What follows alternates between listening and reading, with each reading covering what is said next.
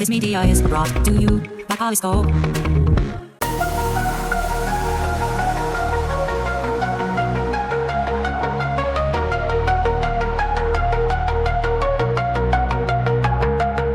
In the realm of tomorrow, where techniques mind, we ponder, we dream.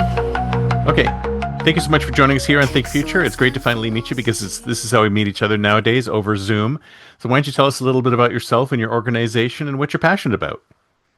Absolutely, and thank you for having me, Chris. My name is Bojan. I'm co-founder, CEO of a company called HYPR. We are based in New York City, and I am a cybersecurity practitioner. That is what I'm passionate about. I've been in this industry for a while now, but come from a technical background, and we've started this business with a couple other folks about a decade ago to finally kill the password and fix a lot of the identity-related issues that companies are Please kill having. the password. That's like the worst. I can't believe we're still doing that. Can you believe that we're still doing that? Why are we still doing that? What's the deal Yeah, there? it's insane, and it's one of those things that has so much inertia. It's also one of those things where everybody seems to think that they have a secure password, and Hmm. time and time again, we see that they don't, No. and it bites us as an industry constantly. So we're fighting the good fight here at Hyper. So how did you get into this? I mean, did you have an incident or something like that, and or were you always interested in this? I started as a software developer, and one time I wrote a piece of software for a client that we were all very proud of, and it was a tremendous success. But then a few months later, they they called me up and they said, "Hey, that piece of software you wrote for us got hacked." And Oh no! and I was like, "Oh, well, that's not good. How did it Yikes! happen?" And lo and behold, it was something due to a password. And so that's what got me going down this journey of cybersecurity and working in that industry and eventually co-founding this company. So was it at that point you realized that the password is something that had to go, or that came along later? That came along later. I wish it was that obvious. I wish it was, that clear cut with me. But it Come took. on, isn't that how startups work? You just get the idea and it just like pops into your head, and then boom, you're done. You don't even have to pivot or anything. Yeah, it's just like the TV show Silicon Valley. Yeah, It's exactly. It was a great uh, show, by the way. I loved that show. I wish there was even more seasons of it. You scarily should go back accurate, and by the rewatch it. way. As somebody who's been running a startup for a decade, it is insanely accurate. I know, and that's what I tell people. They're watching it really unbelievingly, going, "Ah, it could never be like that." It's like it's exactly like that. Exactly. Yep. Man, so when did the idea come up where you thought to yourself, okay, you know what? I mean, this is a big thing, killing the password, because this thing has been around forever, right? I mean, it There's been predates it's like predates all sorts of systems, right? there's been a number of attempts. In 2005, famously, Bill Gates got on stage at the RSA conference in San Francisco, where they still host it, and he got up there on stage with the CEO of RSA, and he said, "Microsoft is innovating, and we're going to kill the password, and in a few years, nobody will be using a password anymore." And then guess what? Here 20 we years are. ago. And so, but where Good we got job, the Bill. idea, Isn't he the same guy who said we only need 5 computers in the world? Or no, yeah. he said something else famous like that, right? But he was wrong clearly, and the way that we got started is back in 2015 timeframe, the first phones with the biometric readers were coming out, Hmm. and so we kind of saw the writing on the wall there. That said, hey, biometrics will be something that the everyday person uses on a regular basis in a few years. So how can we find a way to tokenize that system and leverage those capabilities to finally help get rid of the password? And to date, most of our traction has been, with mostly highly regulated organizations that kind of are targeted the most by hackers and therefore, and also have the most to lose. But we see all sorts of organizations now actually adopting passwordless technology and going down this path, which is super encouraging. Yeah, but sometimes I find it a little annoying because what Substack does is they allow you to have a password, but I think the original setting is that you just have to continue. Like if you log into a new machine, it emails you a code, right? And you have to re-enter the code. But for this, but your session stays alive for a long time. So I'm sure there's all sorts of security holes in that, and there's lots of 2FA happening out there, which is making it better. But this password continues to persist. Like what needs to happen for you to actually eliminate it completely? Yeah, look, I think it's one of those things that will continue to persist, and I'm not one of those people to say that like every single password has to go away, right? There's legitimate uses No, for man, that's what passwords you out need to there. be. You need to be a Um, like no passwords ever. but what I'll we're take the seeing is banner like, on if you want. I can hold a sign. No and look, passwords ever. if I'm logging into Substack or whatever, non-consequential to my lifestyle tool, Right. password is okay, right? But if I'm Hmm. logging into my bank account, if I'm accessing my corporate resources where all my intellectual property and business related things reside, passwords should not be used, especially in those areas. And Right. so that's kind of like where we've been laser focused is the fact is like passwords have so much inertia. The first computers used passwords, and Oh but yeah. what a lot of people don't know is that in order to get to the computer where you type in the password, you have to go through physical security. You have to go through, provide a badge. You have to do all these other steps to get Oh to the yeah. computer to put in the password. And now everything's connected, and we just never changed that. That's right. In pre-internet days, it was much more difficult to hack into a computer. Yeah, Much more difficult. you have to drive to a building and actually do it there. Yeah, exactly. Or phone lines, right? Remember those modems and stuff like that? You had to Yeah, dial in, like in War Games, right? That old movie. that's But right. but the password, like when did you? I mean, when did you sort of pivot to this? Like, how long ago did you start doing that? Yeah, so it was pretty early on in the company.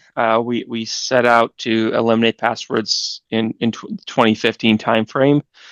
And initially, we were purely focused on consumer-based applications. So like the banking apps you use, so on and so forth. And that's still a big part of our business.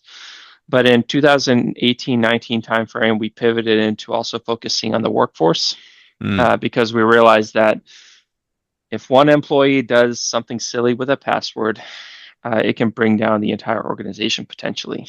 yeah. And so we've Plus, we've had a you lot of can success there. you can enforce changes internally within an organization where you couldn't do it out in the consumer land, right? It's much easier to do it inside an organization. You have a captive audience inside the organization, and if anybody complains, you just kindly remind them like, "Hey, we give you a paycheck."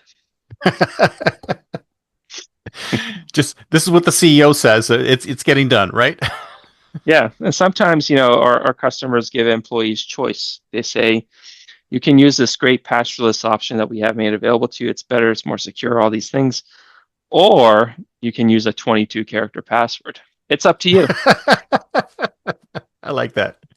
So can you like solve a question for me? Can you use spaces in passwords? Is that allowed? Depends. Yeah, typically you can. Depends. Yeah, Depends. depends So on the it depends. system. Yeah, But do most systems allow spaces in passwords? most systems do. Really? And yeah, I mean, everybody's been on those websites where you're horribly annoyed, where you're like, "What do you mean I can't use an exclamation point?" But most websites and services do allow you to use a space, of course. Well, that means you could actually put a sentence in there. So it's more of a passphrase than an actual password, right? Yeah, and then everybody forgets the passphrase, but that's So you have a book beside you and you have like yellowed phrases. You just this is my latest passphrase, right? yeah. So how has progress been? I mean, when you got finally declared this is it, we're going to eliminate the password. How has the progress been since then? Yeah, look, we have hundreds of millions of users now who are passwordless across our platform. It's not billions like we want it to be, but it's hundreds of millions. Um, and the progress has been ramping up significantly, especially in the last year or so, Nice. with the capabilities and promise out there of a thing called passkeys. And what's really been driving in the last few months in particular is a lot of the large platforms that everybody is relying upon. I'm talking about Google, Microsoft, Apple. All of them now support passwordless capabilities within their own products. And so that's helping drive tremendous adoption within the industry. And recently, 2 of the top 4 banks in the United States have deployed passkeys and passwordless authentication options to their customers. So, it requires kind of like the big players in each vertical to really kickstart the process, and then typically everybody else follows over the next 2 or 3 years. Right. So how does your system work? Like if I were to implement it, what would be the experience at either end? If you're implementing our system, chances are if you're the end user, you never know you're using our system, right? Okay, so, that's good because it's branded whoever the company is that's using it. That's right. Yeah. Okay. So you're probably already familiar with some of the experience, which is, let's say you launch your banking app. It asks you, would you like to use your Face ID or Touch ID to log into your banking app? And then it logs you in, right? That's it. So that's the ideal user experience. That is the experience. Now, the difference between what we do and how companies have done this in previous years is in previous years, the way it works is when you first install your banking app on your phone, it asks you for your password. So you type in the password. Yes, I remember those years. And then it asks you, would you like to set up your Face ID? And you say yes. And from that point on, you use your Face ID. Well, what happens behind the scenes is it just takes the password you typed in and saves it on your phone.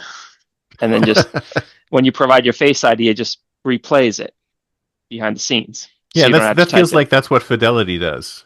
Fidelity is one of the apps that feels like it just does that because every now and then it'll just kick back and go, "Hey, you need to re-enter your password again." I'm not sure if it seems like it's just sort of like the Face ID is sort of a wrapper on a regular password system. That's right. Yeah, and so that's the way it was traditionally done. And while that is a good user experience, it does nothing to actually reduce the risk. No, because if I'm able to trick you into typing in your password somewhere, I can reuse it as you. The way that our technology works is we implement a bunch of cryptography and we follow something called the Fast Identity Online Standards to essentially make sure that there is no shared secret or shared payload that is ever sent over the network that can be intercepted or replayed or maliciously used after you do your Face ID.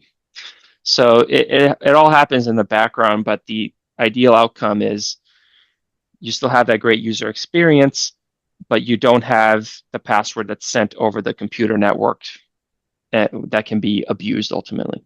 Right. So I don't understand quite how that works, though. So it takes my Face ID and then it sort of tokenizes it and sends it to you saying, hey, let this person into this app? Or how does that process work? Yeah, the first time you set it up, we create a key that is unique to your device. Okay. And then we use that key to cryptographically sign any transaction that you're doing, whether it's a login or moving money or whatever else. So, and that goes to the app. So you have an API, some kind of interface with the app itself, and these are the apps that you specifically support, and they go through that interface. Okay. Yeah. And you decided to start with banking apps because that's the ones where you figured were the most secure and there'd be the most demand in, or was there a reason why you went there first? Those were the first ones who wanted to pay us money for the technology, and we said absolutely. Follow the money, right? Any startup. That's right. That's great. So, like in the life of every startup, there's always like a certain like a turning point where you went from I'm not sure if this is going to work to yes, this is absolutely happening. Like, do you remember that moment? Like when it went from this to that? I mean, it was when we could first pay our bills, but the real moment was, when we got our first round of institutional funding, venture capital funding. That was kind of acknowledgement from others, people in the industry that we're on the right track, and they believe in the traction and the timing and the process that we're following. I mean, we did pitch 78 venture capital investors before the first one said yes, but Wow. we'll leave that in the.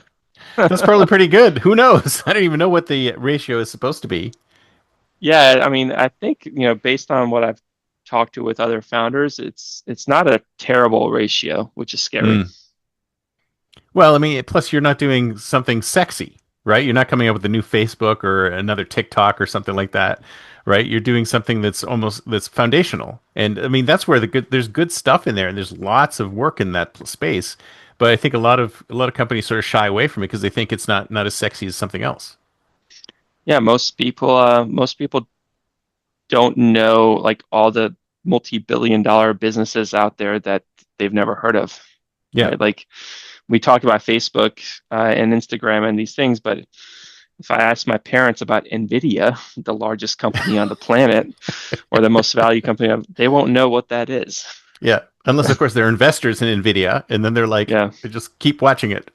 yeah, No, it's true. It's like the infrastructure plays are, like to the average person are boring, but they're essential and they're required and they make the most cash, I think. Behind it's like selling picks to the miners, right? I mean, those are the people who really won out during the gold rush. that's right. Nice. So where do you see yourselves going from here? I mean, do you have a expansion plan or are you in other markets? So after that initial success, like what did you decide to do? Just expand to other markets or where did you go from there? We went to other markets, but what we've done in the last 2 years in particular, which has been very exciting, is we expanded our product portfolio to move into the identity verification space. Right? And, Mm, and so interesting. that is specifically, because authentication, passwordless, that's used to verify that you have access to the account. Identity verification is making sure that the person holding that phone is the person who's supposed to be holding it and is accessing that account. And so Right. what we highlighted is this, which is if you have the most bulletproof, secure authentication experience, which is our passwordless product, it's terrific. Everybody loves it, all this stuff. But the way that you bootstrap that credential, if that process is not secure, you're kind of back at square one. Yeah. So it's like a seesaw type of thing where you have to have both in order to have a truly resilient environment. And the reason that we've started to go into that industry in particular is because with the AI capabilities that are available to hackers now, you've probably seen social engineering of IT help desks and things like that at places like Oh, Caesars and absolutely. MGM. Hmm. Um, you know, these attacks are executed by hackers just calling up the help desk, pretending to be an employee, and getting the credentials to the account that way. And Yeah. not sitting there spending weeks or years trying to guess that person's password. Right. So I mean, I knew this stuff is really difficult to thwart. I mean, do you guys do anything special to get around it?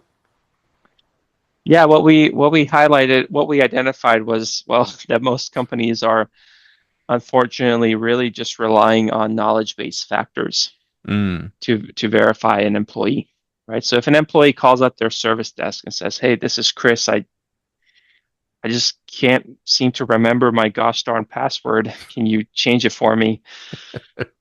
The help desk person wants to help and asks something like, "Okay, Chris, well, what's your manager's name and what date did you start here?" Yeah. Which are Yeah. both very simple things to get.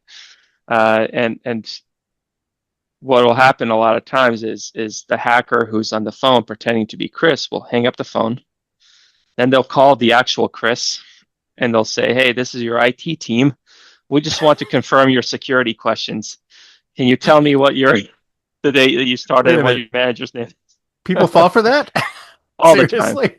Right. Wow.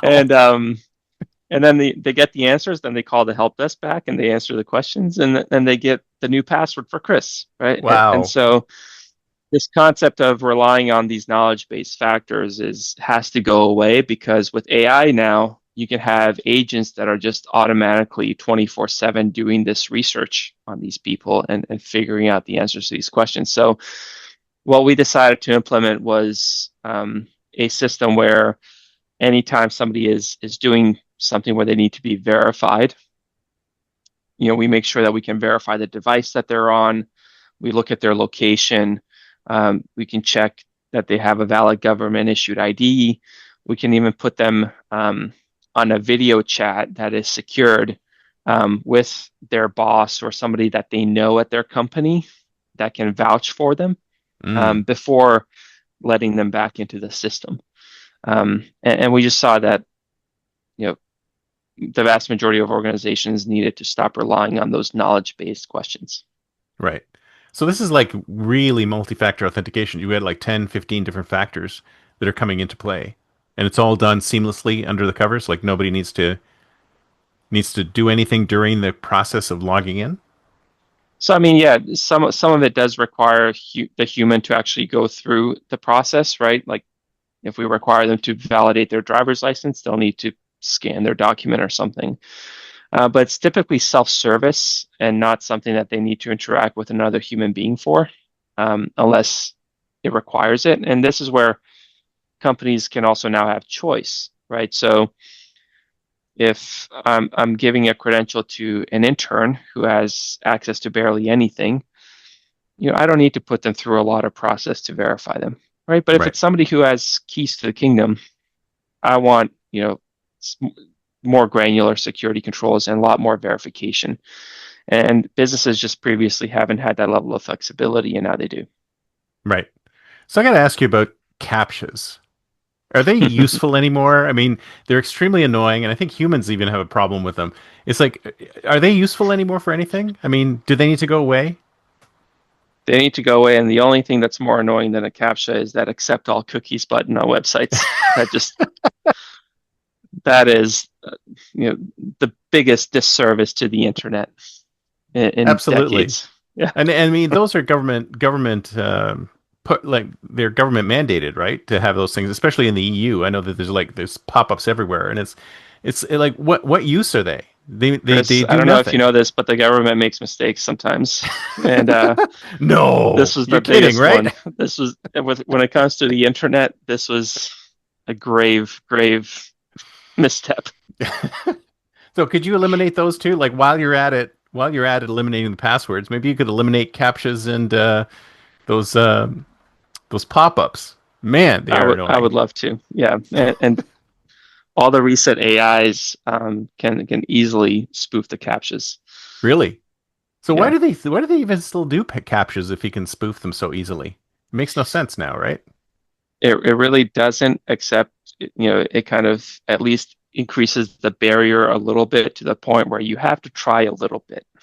Yeah, And but all you're doing is annoying the humans, because a lot of times these CAPTCHAs are even really hard for humans to figure out. Yeah, like nobody, at least like now there's like the, turn the dog in this direction or, complete the puzzle. Those aren't as bad as the, I can't read these letters. Yeah. type of thing. Well, there's one, I especially like the ones where there's two objects, and you have to pick the objects that look the same, but they're at such bizarre angles that you can't really tell. And sometimes it's presented, and I'm like, I don't see two objects that match on here at all. Like, I don't know what you're talking about. It's almost like they threw that in there just to mess you up. Yeah. Crazy. So it's time to think like a futurist. It's the year 2035. Where are we going to be in 10 years? Is this going to be a lot worse, or is it actually going to get better? I just saw the clip from Back to the Future where they go to the future and they go to 2034. I know. Can you believe Back to the Future actually happened in 95? And it was scary, because in 2034 in Back to the Future, they're in flying cars. Yes. But in 2034, look, will we still have passwords? Yes. No, you guys said you were going to eliminate them. Come on. What's going on here? Will they be used for services that actually matter to us as people? Probably not. And so I think there's still computers out there with dial-up modems and with no graphics cards. They have a utility, Yeah. and it's more just fun than anything else. But I think passwords will largely be deprecated and no longer relied upon as the center or the foundation of our security model. Right. I also think that the number of agents and AI doing things on our behalf as people will be in the billions or trillions by Mm. 2035, and those things will need to make sure that they're communicating with the appropriate level of attestation and affirmation and accountability. And I think that's an exciting area in the Yeah, because industry we're going to right have now. AI working on our behalf, right? It's not going to be me logging into that software. It's going to be my AI logging into that software on my behalf. So the AI Yeah, has to validate against myself, right? that's right. And hope it So, doesn't hallucinate and do some crazy stuff. it just might. Who knows? Anything is possible. So I thought you said we were going to eliminate the password. Come on, man. You're disappointing me now. What's going on? I want to be. I think in 2035 we'll have passwords just like we'll still have uh, gas vehicles or gas cars, Right. right? We can't. Just won't be very many. Well, is there a possibility like that all the tech companies will get together and say we're mandating this, and then eventually it'll just trickle through because so many systems leverage, Google, Facebook, Apple logins, right? I guess outside of the banks and some of the financial institutions, but so many companies leverage those things. If those are all to be replaced, could it create a tipping point which just drives it out? I think that's a great nuance to mention. And the tipping point that I'm most looking forward to is right now, like my Apple account or my Google account allow me to access it in a passwordless manner. Hmm. However, if I can't do that, it still allows me to use a password, Right. right? So the tipping point to really watch is when are these key services going to get to the point where they say, hey, guess what? We're going to turn off the option to even use the password. Like that's Mm. the thing that we should actually care about because that's when our security posture will actually increase. You're Right. only as strong as your weakest link in the chain, and if the password is anywhere in that chain, you might as well, not try from a security perspective. But at the same time, it's kind of like a safety net, isn't it? Like, because if you turn that thing off and then everything malfunctions, as things do sometimes on the internet, because sometimes it's funny. It's like us who we're on the tech side. We know what happens in the back, but a lot of people out there see this slick interface and they think, "Wow, this is amazing! It's incredible what you guys can do." But underneath it all, it's like a whole bunch of things that just happen to we're lucky if they work together well. So like turning off the password would be like pulling out the final backup that we might have against something like that going wrong, right? Yeah, it's like all those people that have a electric car and a gas car, just in case, right? And like, when do you get to the point where both of your cars are electric, Yeah, and you're exactly. comfortable with that? I think it's the same exact type of thing, and it's to be determined exactly when that will happen. But I think by 2035, the majority of us will be in a situation where we are comfortable not having the password as the crutch. Okay. See, like you started off this call talking about all this great, I'm going to eliminate the password, and now you're saying it's still going to be around even 10 years from now. And I'm like, oh, I don't know. I don't know about you guys. I think it'll be around 50 years from now. Oh, no, you're hurting me now. I won't be using it. You won't be using it, but uh, Our kids and but our grandkids will be using it. Be like, what? You guys asked for a password? That's so like 80s, 90s, right? it'll be retro. Like you'll go in 10 years, you'll go to a website and it'll ask you to set up a password, and you'll be like, "How neat is this?" Yeah, it's like kids using 80s technology, right? It's going to be like kids trying to log in with a password. What's that? I have no idea how this works. Yeah, let's put it into the past as quickly as we can. I think that's great. So this has been great. Thank you so much. So if somebody wants to get in touch with you, what's the best way? LinkedIn, or just email me at boyan@hyper.com, hypr.com. Go to our website, check it out, and If you have any ideas on how we can ensure the demise of passwords, please let us know. We think we're on the right track, but we can use all the help we can get. Fantastic. Well, if you need me to stand up with a sign saying, down with passwords, I'm there. The next protest. Thank you. All right. Thank you, sir. Great talking with you. See ya. All right. Bye-bye.